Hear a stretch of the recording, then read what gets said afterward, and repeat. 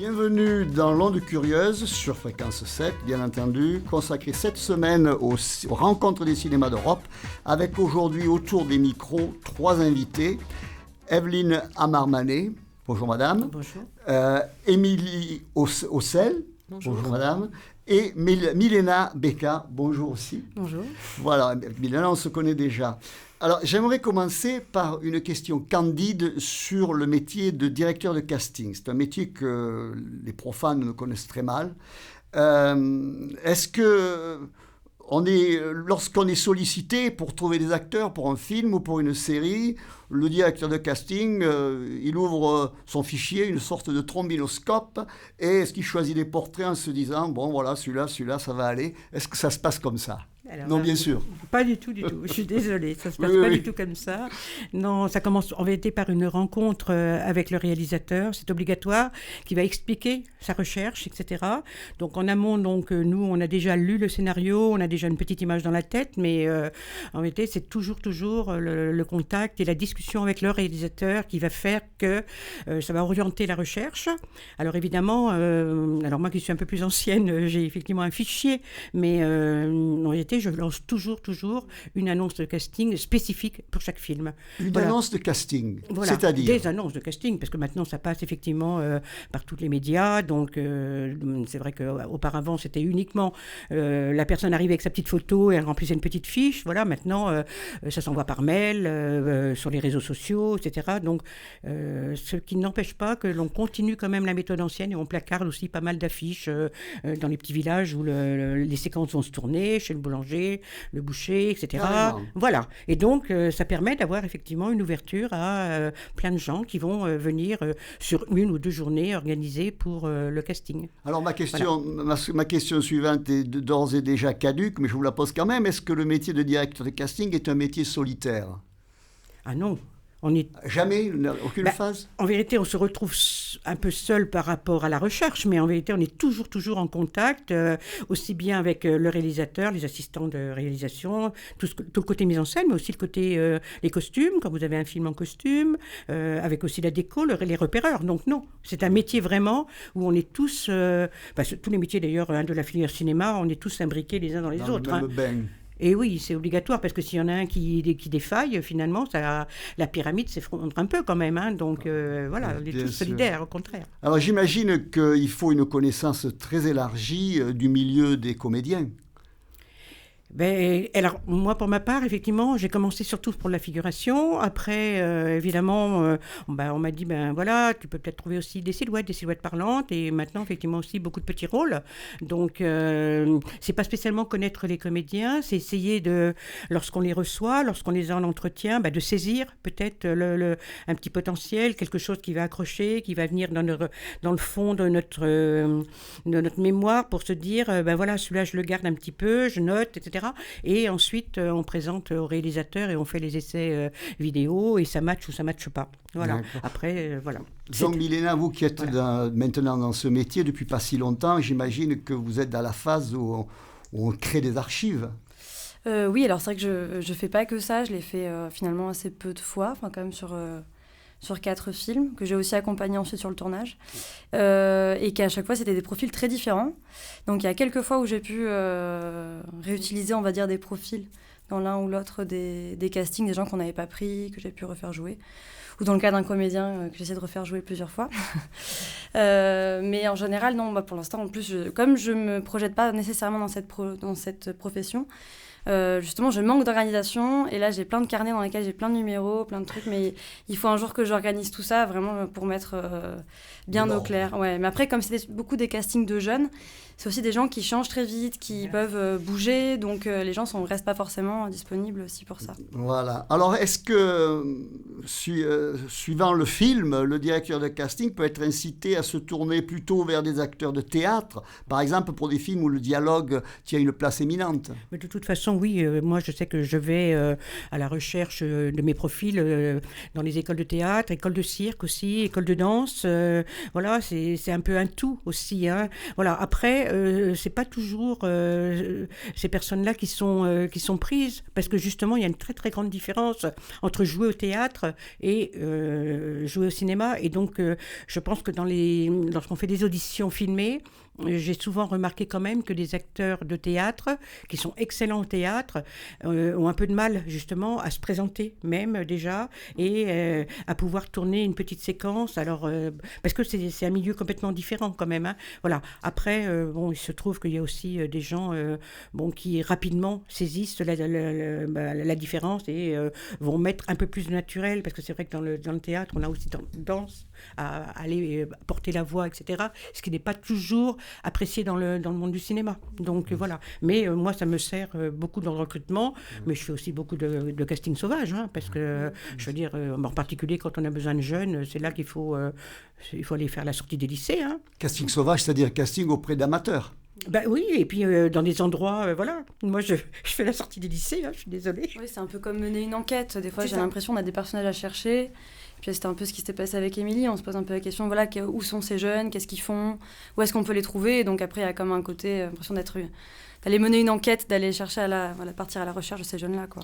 Oui, alors est-ce que, en ce qui concerne le réalisateur, vous avez dit évidemment que vous travaillez main dans la main avec lui, mais ça suppose aussi que vous connaissiez peut-être ses préférences, ses goûts, les films qu'il a fait, quoi. Il faut le connaître, non ? Spécialement, et là je vais vous reprendre, parce qu'on ne travaille pas qu'avec des réalisateurs, mais avec des réalisatrices aussi, qui sont de plus en plus nombreuses, et là, voilà. Oui. Encore qu'il n'y en a que 25%, mais bon. Oui, mais bon, voilà. Donc c'est pour ça que je reprends, je suis désolée, mais voilà. Donc en vérité, non, moi je regarde un petit peu, bon, quand c'est des gens connus, effectivement, bon, voilà. Mais autrement, non, parce que par exemple, moi j'ai eu l'occasion de tourner avec Patrice Lecomte pour un film qui était complètement différent. Quand on dit Patrice Lecomte, tout le monde dit Les Bronzés, quoi. Je veux dire, et voilà, et c'était un film complètement différent, un petit budget qui lui tenait à cœur, et donc voilà, donc j'ai pas du tout cherché des personnages comme ça. Mais par contre, la réponse des figurants est souvent en rapport avec soit le nom d'un acteur, soit le nom, enfin, un film précédent fait par le réalisateur. Par exemple, pour un film qui s'appelle 10 jours en or avec Franck Dubosc, moi j'appréhendais, hein, mais bon, je veux dire, moi j'ai eu des photos de gens en maillot de bain pour les filles, alors que je recherchais des infirmières, et des mecs qui tournaient devant un pastis en maillot de bain, qui m'envoyaient ces photos-là. Donc, vous voyez, je pense que c'est plutôt chez les figurants, par exemple, où il y a peut-être des images comme ça, mais pas pour nous. Si je peux me permettre, j'ai l'impression qu'il y a autant de types de casting que ce qu'il y a de types de films, en fait. Et que du coup, c'est des histoires de grammaire et justement, c'est intéressant que des figurants pour un film où il y aurait Franck Dubosc se mettent à jouer le Franck Dubosc alors que c'est pas ce qu'on leur a demandé. Et là, c'est le gros tri aussi à faire quand on fait du casting.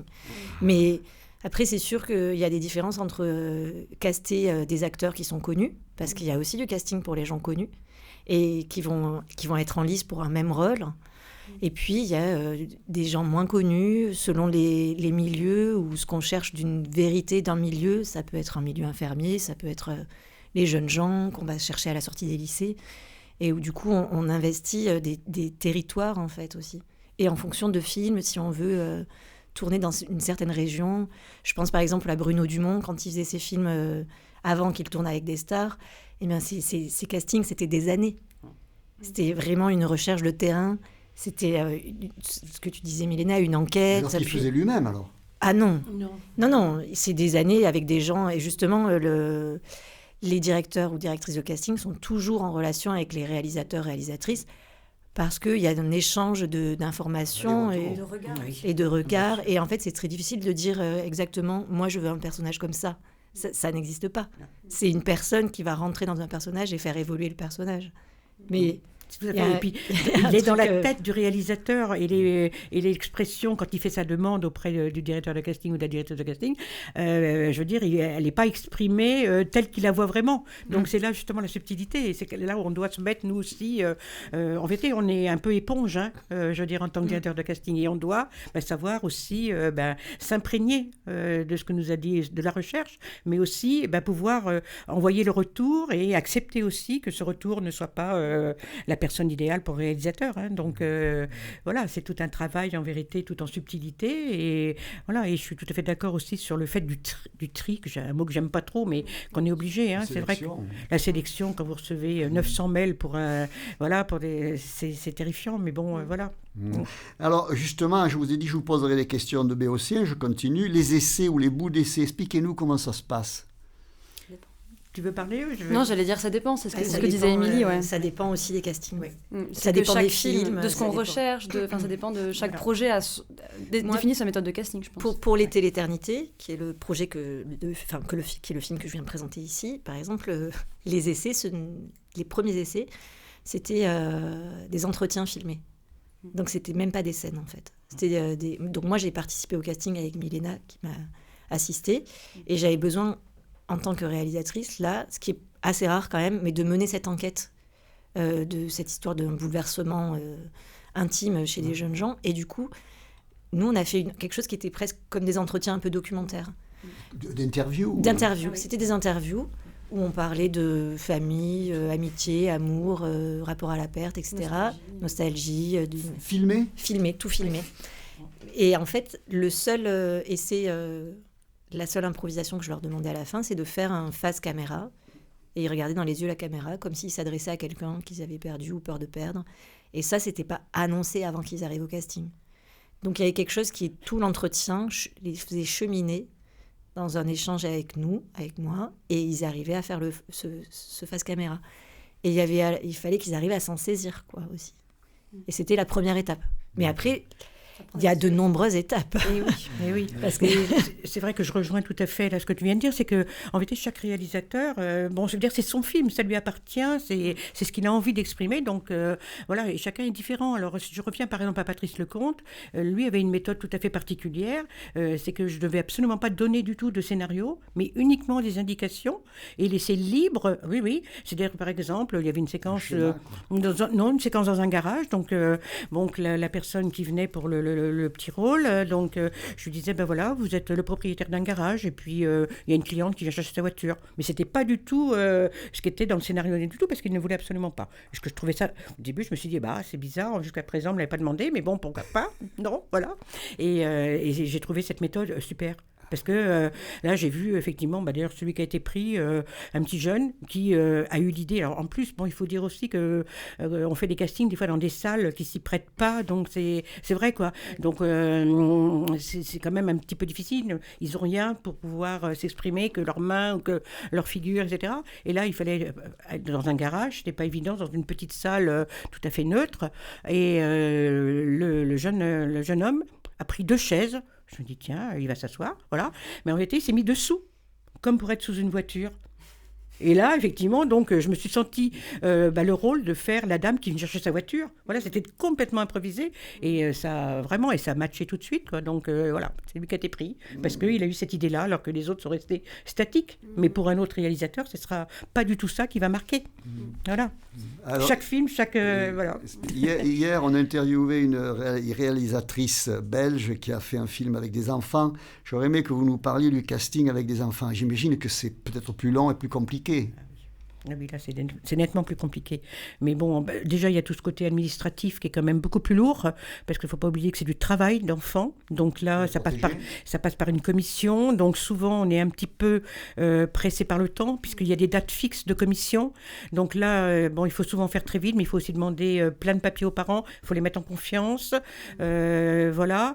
Après, je trouve que pour les essais avec les enfants, ça se passe plutôt bien parce que pour beaucoup, ils sont assez naturels, donc peut-être moins même guindés que des adultes qui vont se préparer. Voilà, ils jouent. C'est ça. Qui sont habitués à jouer dans leur quotidien. On retrouve la notion justement de jeu et d'une certaine sincérité. Donc voilà.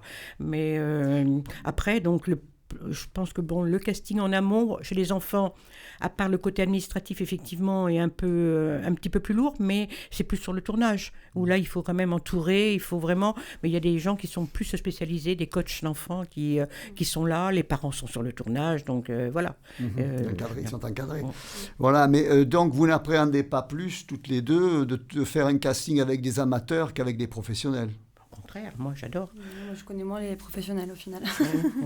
Oui, moi en vérité c'est plutôt pour les petits rôles effectivement où j'arrive maintenant à avoir un réseau de gens qui d'ailleurs finalement ont débuté des fois avec moi. J'ai pas les chevilles enfin, mais qui après donc finalement ça leur a plu et donc ont percé. Voilà, je pense par exemple à Raphaël Thierry, à des gens comme ça qui maintenant tournent beaucoup. Donc voilà, quelqu'un qui avait une gueule de cinéma, qui au début je cherchais un profil ayant une gueule, pouvant faire un vigneron, un tonnelier, il lui fallait des et ce mec-là, il a un physique assez extraordinaire et puis surtout des mains. Voilà, et donc voilà, et ça a commencé comme ça et maintenant voilà, il est lancé, hein, donc c'est super aussi ça. Voilà. Alors en transition, puisque nous allons parler de L'été d'éternité, le film que vous avez réalisé, commençons par nous parler justement du casting pour ce film, toutes les deux. Est-ce que vous pourriez? J'en ai un tout petit peu parlé déjà il y a quelques minutes. Le casting, donc ça a duré quasiment 1 an, je pense, et c'est fait en plusieurs sessions. Et donc il s'agissait de trouver une dizaine de jeunes gens, plutôt 18 ans, des lycéens. Il y avait 2 bandes, quoi, des très jeunes comme ça, sortis du bac, on va dire, et quelques jeunes gens un peu plus âgés. Et ça s'est fait, voilà, bon, casting sauvage, réseau, bouche à oreille. Les jeunes qui font du théâtre, qui viennent avec leurs copains, qui font pas de théâtre, mais qui finalement sont ceux qu'ils ont choisis. Les bandes entières de copains. Les bandes entières, etc., etc. Et après, il y a aussi, dans ce film-là, en l'occurrence, bon, comme je vous disais, c'était des entretiens filmés. Et puis petit à petit, il y a eu, je sais pas, 5 tours, je pense, pour arriver à avoir la bande des plus jeunes. Donc petit à petit, c'est des journées, des week-ends où ils sont 20, puis après ils sont que 8, puis après on fait des groupes. Et là, on fait des impros, et là, on voit comment ça joue ensemble, comment ça s'écoute les uns les autres, comment ça écoute ce que je dis aussi, comment ça réagit. Et petit à petit, on choisit le groupe. Et en même temps, des fois, je me dis que ce groupe, c'est ce groupe à ce moment-là. Et qu'il y a un truc du hasard de la rencontre et du moment qui fait que finalement, ça aurait pu en être un autre parfois. Ou celui-là, c'est un truc d'alchimie du moment, quoi, en fait. Bien sûr. Comment vous avez vécu cette expérience, Milena? Moi, c'est vrai que c'était la première fois. Je sortais de mes études, en plus en documentaire. Et je pense qu'il y a pas mal de gens qui font du documentaire, qui font aussi du casting, j'ai l'impression. C'est vrai que c'est un grand travail, en fait... d'écoute, à la fois d'écoute du réalisateur, de la réalisatrice, d'écoute aussi, de savoir écouter les gens qu'on a en face, de savoir les sentir quand on fait du casting sauvage. Et après, le grand jeu, c'est de savoir effectivement, parce qu'on peut trouver plein de gens formidables qui ne sont pas forcément des comédiens, mais ce qu'on va chercher, c'est savoir s'ils sont à l'écoute ou pas de ce qu'on leur propose, s'ils peuvent s'en saisir, comme l'histoire des 2 chaises. Quelque part, à un moment, il s'est mis vraiment à l'écoute et puis il a créé ce qu'il lui fallait, lui aussi, pour pouvoir jouer. Et donc moi, ça me correspondait assez par rapport à l'approche de documentaire. Après, c'est vrai que ce qui était très intense sur ce casting-là, c'était quand même les entretiens et les monologues. C'était parfois assez éprouvant et dur d'entendre tout ce qu'on a entendu, et à la fois très beau, très généreux de leur part. Et c'est vrai que tous les jeunes qu'on a sélectionnés, même ceux qui sont restés avec nous pendant longtemps, ont été extrêmement généreux de nous donner aussi... beaucoup d'eux-mêmes, quoi. C'était très, très touchant, un peu bouleversant même. Et après, il y a une partie des jeunes gens qui jouent dans le film qui... Il y en a 2, en fait, qui ont été plus que présélectionnés, quoi. Idir et Nina, finalement, Idir, c'est toi qui l'as amené. Nina, moi, je la connaissais. C'est ceux qui font partie du deuxième monde, qui sont Lui a déjà joué pour le cinéma. Elle est une comédienne, metteuse en scène que moi, je connaissais. Et du coup, j'avais besoin de ce type de... Enfin, quand je l'ai vu réapparaître à Marseille, où je vis, où tout le casting s'est fait, où la plupart des jeunes gens vivent, je l'ai réintégré au projet, et du coup, les personnages sont écrits aussi avec eux, réécrits avec eux. Donc, un panachage d'acteurs professionnels et d'acteurs amateurs. Oui. Voilà. D'accord. Il y a quand même Mathieu aussi qui a déjà joué. Mathieu qui a porté la bande. C'est vrai, Mathieu Lucci. Il y a Mathieu Lucci, qui est un acteur qui avait joué dans L'Atelier de Laurent Canté. Ça avait été son premier rôle. Il avait été casté en sauvage. C'est devenu son métier. Et du coup, il est venu vers nous. Pas du tout. Il s'est pas présenté comme comédien. C'est ça qui était marrant. Oui, il avait un peu menti. Parce que moi, je voulais pas des jeunes pros. Et donc, il était venu sans passer par son agent. en se faisant passer pour ce jeune qui habite à la Ciotat. Je sors de la cour de récréation. Puis quand il est venu, je me suis dit, mais je le reconnais quand même. Mais en fait, sa force, ce qui était assez génial, c'est que lui, du coup, il était entouré de jeunes gens qui étaient que des amateurs, qui n'avaient jamais joué. Certains avaient fait un peu d'ateliers théâtre et tout. Et du coup, il avait quelque chose de solide. Et il arrivait quand même c'était du même âge, quoi. Donc, il partageait la force de son expérience. Et en même temps, il se laissait un peu surprendre par les autres. Il y avait un truc qui était assez intéressant dans le mélange, en fait, aussi des profils. Alors, entrons dans le film proprement dit. Est-ce qu'on trouve dans ce film si personnel, j'ai envie de dire, quelque chose qui vous est arrivé à vous, ou est-ce que dont vous avez été le témoin? Est-ce qu'il y a, autrement dit, une dimension, disons, autobiographique de près ou de loin? Moi, adolescente, j'ai perdu des amis très proches, lycéennes. Pardon. Et je pense que c'est quelque chose qui m'a profondément marquée, inévitablement. Et d'ailleurs, avant de faire ce film, j'avais réalisé 3 courts-métrages sur l'adolescence et ses émois, le rapport au groupe, à l'amitié, à la solitude, à l'amour. Et au bout d'un moment, on me disait, mais pourquoi tu as cette obsession? Et donc, quand est arrivé le moment du long, je me suis dit, bon, je vais me confronter à ce sujet de la perte. Et surtout, je me suis aperçue que j'avais cette obsession, probablement parce que moi, à un moment, le temps s'était arrêté pour moi, figé. Et ça correspondait au moment où je m'étais mis un peu en dehors du monde, où j'avais commencé à l'observer. Et ça aussi, finalement, c'est à partir de ce moment-là aussi que j'ai commencé à faire de l'art, etc. Ou après, je suis rentrée aux Beaux-Arts, et voilà. Après, le récit n'est pas vraiment autobiographique, parce que moi, j'ai grandi dans des petits villages, etc. C'est pas de la même... je pense que c'est de toute façon quelque chose qui parle à beaucoup d'entre nous, parce que la perte arrive à tout âge, et quand elle arrive jeune, en plus, elle est d'autant plus marquante, parce que c'est pas un moment où on croit que ça peut arriver. Et quand on parlait du casting, le fait de travailler en entretien, c'était une manière aussi pour moi, probablement, de m'écarter complètement de l'autobiographie, et d'aller repuiser chez les uns, chez les autres, de voir comment ça se jouait chez les uns, chez les autres, ce sentiment de la perte, quoi. D'accord. Alors, comment est-ce que vous avez travaillé avec ces acteurs? Beaucoup d'improvisation pendant le tournage ou au contraire un gros travail en amont? Alors, il y a eu un gros travail en amont. Alors, ils n'ont eu un scénario qu'à une semaine du tournage. Il y avait un vrai scénario écrit. Mais que j'ai écrit pendant plusieurs années avec 2 co-auteurs, Emmanuel Baya-Maktam qui est écrivaine, Yacine Badé, scénariste qui m'a aidée. Et puis le scénario, on l'a mis de côté. On n'a pas eu le budget qui correspondait complètement à ce que j'avais écrit, donc j'ai dû adapter. Et du coup, je ne pouvais plus l'ouvrir, ce scénario.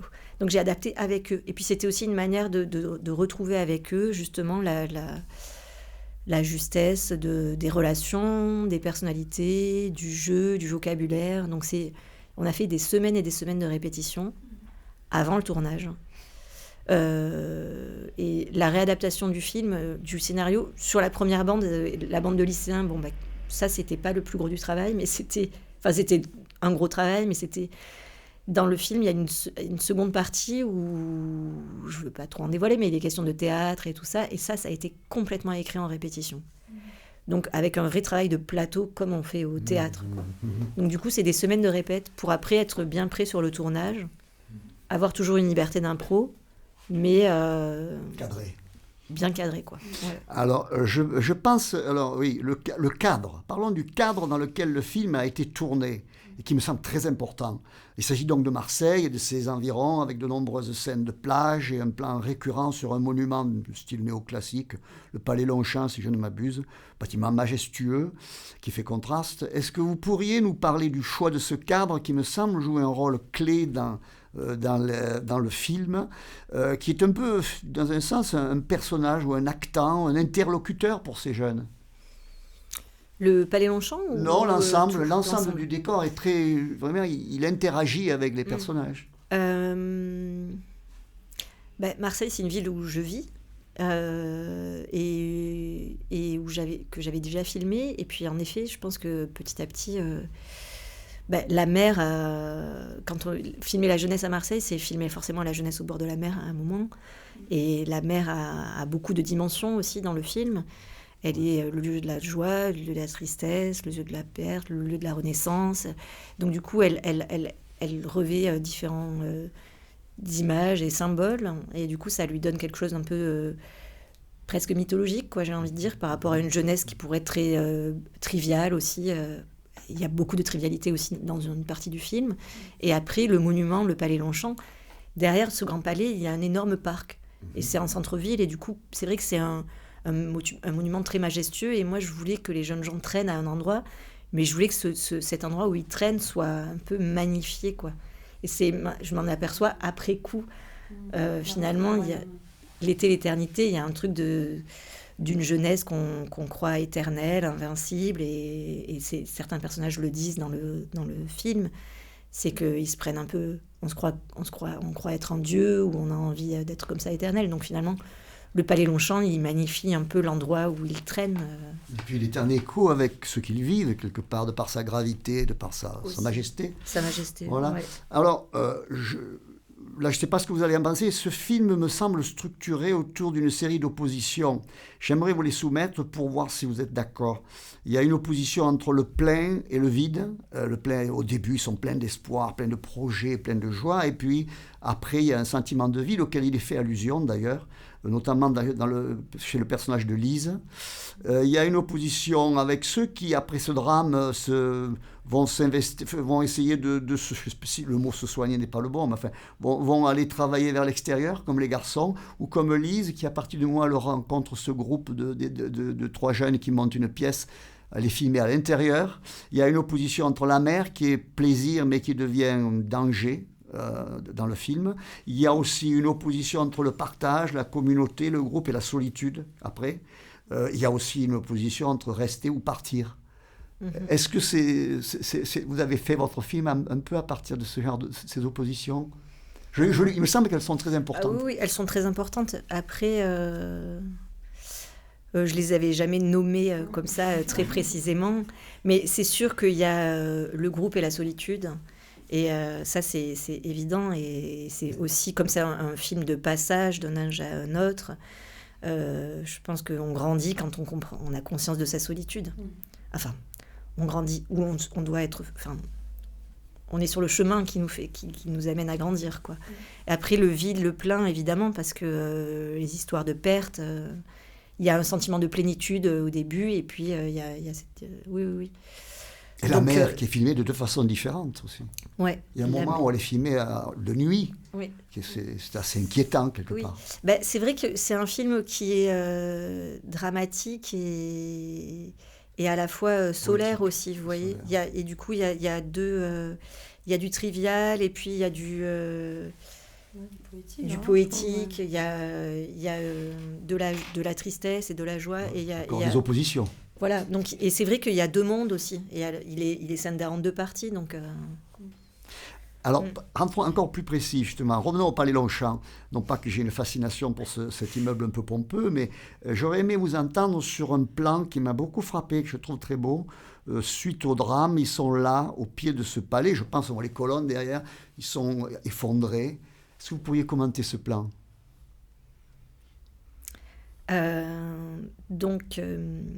Parce qu'il est très parlant par rapport à ce qui précède. En fait, L'été, l'éternité, c'est un film qui fonctionne aussi sur l'ellipse. Il y a énormément d'ellipses. Il n'y a pas les parents, il n'y a pas d'adultes. Et le lycée, finalement, n'est pas filmé. Tout ce qui est de l'ordre du réalisme ou de la sociologie est absent. Et du coup, il n'y a pas ce qui pourrait nous raconter la disparition. Donc, en fait, il n'y a pas de funérailles. Et donc, en fait, ce plan, c'est un plan de tableau de ces jeunes gens qui sont déjà éloignés les uns des autres, et chacun pris dans son chagrin, avec cette impossibilité de rentrer en communication les uns avec les autres, et avec ce qui reste, c'est en effet cette architecture qui, elle, ne bougera pas, quoi. Donc c'est vrai que quelque part, c'est un plan qui annonce un peu ce qui va aussi se suivre, peut-être, d'éclatement du groupe. C'est le plan de rupture. Ouais, puis il y a ce truc de... C'est le plan de rupture, oui, qui nous amène à la suite, en fait, à l'autre partie du film, à la partie centrale du Requiem, en fait. On entend la cloche, en plus. Donc, ça a aussi allusion au temps, un moment où le temps est présent. Je trouve qu'il y a ce son de cloche aussi qui est... Et c'est vrai que pour moi, il y a 3 parties, en fait, dans le film. Il y a le moment du bonheur, du début. La plage, la fête et tout ça. le requiem central. Et justement, ça fait partie du requiem. Et en plus, il y a la cloche. Et puis, c'est tout le moment où ils sont solitaires, séparés, etc. Et le moment où elle rencontre les autres, ses aînés, qui vont l'amener à accepter son chagrin et peut-être à commencer à être consolé. Quoi. Oui, parce que formellement, j'insistais sur ce point, parce que formellement, il est très parlant. Parce qu'avant, le cadrage, ils sont resserrés un peu les uns sur les autres. Et là, l'espace entre dans le champ. Et le vide. C'est très bien fait. Voilà. Alors, vous m'avez mangé une question là, parce que moi, je voulais que vous me parliez des absences, mais vous l'avez fait, l'absence des parents, bien sûr. L'absence de portable, il me semble. Oui. Parce qu'aujourd'hui, les films de jeunes, on y a droit. En fait, moi, c'est vrai qu'avec ce film, je veux faire un portrait atemporel de la jeunesse. Donc du coup, et c'est vraiment un film de sentiment. Et pour moi, certes, on voit que c'est ancré dans notre époque parce qu'il y a la musique, il y a les vêtements, etc. Mais j'ai envie que ça puisse dépasser un moment T, quoi. Et en plus, ça m'intéresse pas de filmer des téléphones et des ordinateurs et tout ça. Je trouve pas ça très beau. Et puis surtout, je trouve que ça, c'est un drame qui peut arriver à toute époque.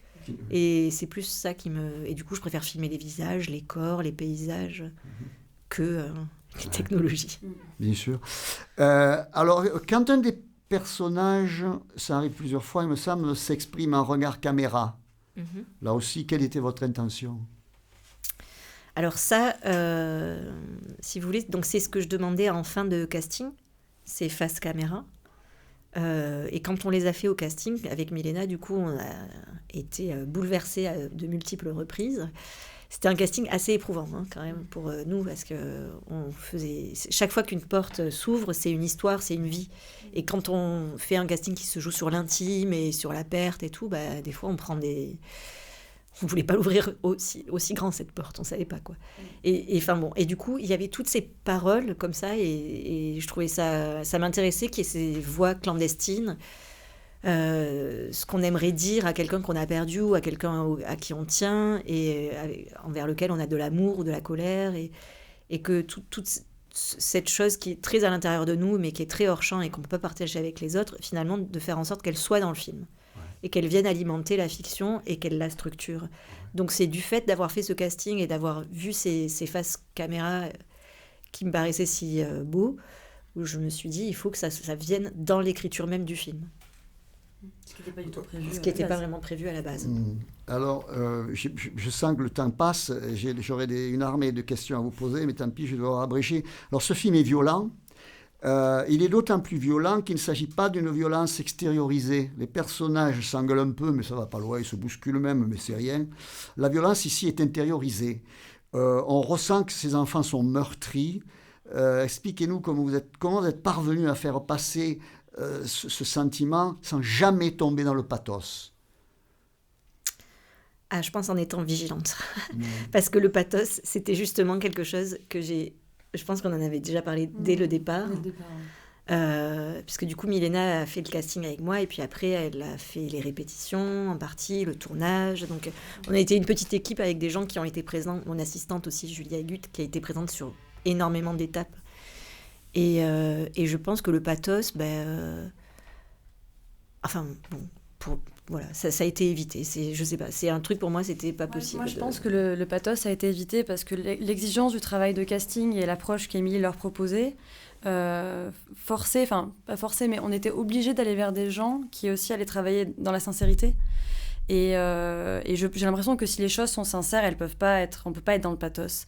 Et je pense que ça, c'est que tout ce qu'ils ont joué, tout ce qu'ils ont donné, c'était dans une sincérité, et encore une fois dans une générosité qui fait que je pense qu'on est resté dans une justesse tout le temps. Et après, il y a aussi ce que je disais, que vous mentionnez, la retenue, le hors-champ, la violence, parce qu'en fait, tout n'est pas extériorisé, c'est très rentré. Et d'ailleurs, Agathe, qui a le rôle principal, donc Agathe, en fait, nous, ce qui nous plaisait, c'est qu'elle était butée, fermée, qu'on sentait qu'elle n'allait pas lâcher et que sa colère, elle est très rentrée. Voilà. Ok. Voilà, une dernière question. Non, même pas. Je n'ai hélas plus le temps.